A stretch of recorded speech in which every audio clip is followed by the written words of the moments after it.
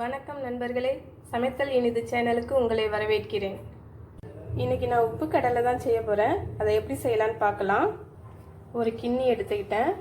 அதில் 1/4 டீஸ்பூன் மஞ்சள் ஆட் பண்ணிக்கிறேன். அது கூட 1 ஸ்பூன் தண்ணி ஆட் பண்ணிக்கோங்க. இப்போ இந்த கொண்டக்கடலையை அதில் போட்டு நல்லா மிக்ஸ் பண்ணிக்கலாம்.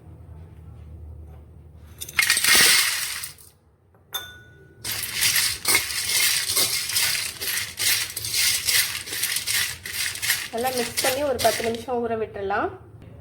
கொண்டக்கடலையை மஞ்சளில் நல்லா மிக்ஸ் பண்ணி வச்சுருக்கேன். இது அப்படியே ஒரு 10 நிமிஷம் ஊறட்டும். இப்போ வந்துட்டு உப்பை சூடு பண்ணிக்கலாம். நான் இந்த கப்பால் 2 கப்பு நைஸ் உப்பு எடுத்துக்கிறேன். இப்போ இதை ஒரு வானலில் மாற்றி ஒரு 10 நிமிஷம் நல்லா ஹீட் பண்ணிக்கலாம். இங்கே பாருங்கள், ஒரு வானலில் நான் உப்பு எடுத்துக்கிட்டேன். இப்போ அடுப்பை பற்ற வச்சு ஹை ஃப்ளேமில் ஒரு 10 நிமிஷம் நல்லா சூடு பண்ணிக்கலாம். இந்த உப்பை தூள் உப்பு எடுத்துக்கோங்க, கல் உப்பு வேண்டாம். நல்லா சூடாகட்டும்.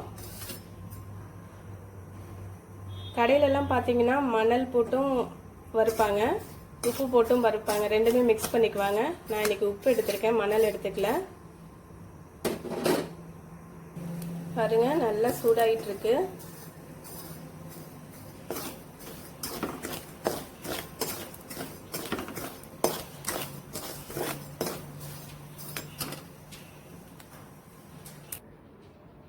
உப்பு நல்லா சூடாயிடுச்சுன்னு நினைக்கிறேன். ஃபர்ஸ்ட் கொஞ்சமா கடலை போட்டு வறுத்து பார்க்கலாம்.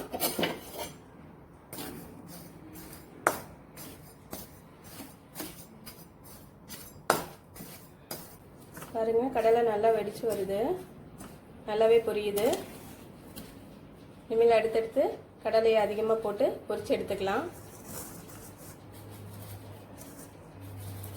உப்பு போடும்போது கொஞ்சம் நல்லா தூளாக்கி போட்டுக்கோங்க. கொஞ்சம் கெட்டியாக இருக்கிறதும் அதெல்லாம் சேர்ந்து வருது. இப்போ கடலை கொஞ்சம் நிறையவே போட்டு வதக்கலாம்.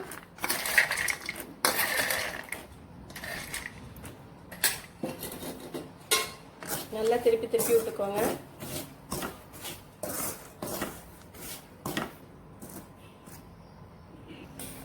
செம்ம வாசமாக வருதுங்க. பட்டாணி நல்லா வெடிச்சு வெடிச்சு வருது. பாருங்க, சூப்பராக பொரியுது. கமகமன்னு சூப்பராக வாசமாக இருக்குது.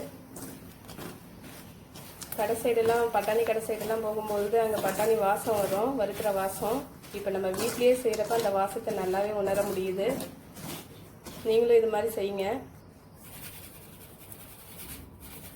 பாருங்கள், சூப்பராக ரெடியாக இருக்குது பட்டாணி. இந்த வீடியோ உங்களுக்கு பிடிச்சிருந்ததுன்னா லைக் பண்ணுங்கள், ஷேர் பண்ணுங்கள், கமெண்ட் பண்ணுங்கள், சப்ஸ்கிரைப் பண்ணுங்கள். மறக்காமல் பெல் பட்டனை கிளிக் பண்ணுங்கள். நன்றி.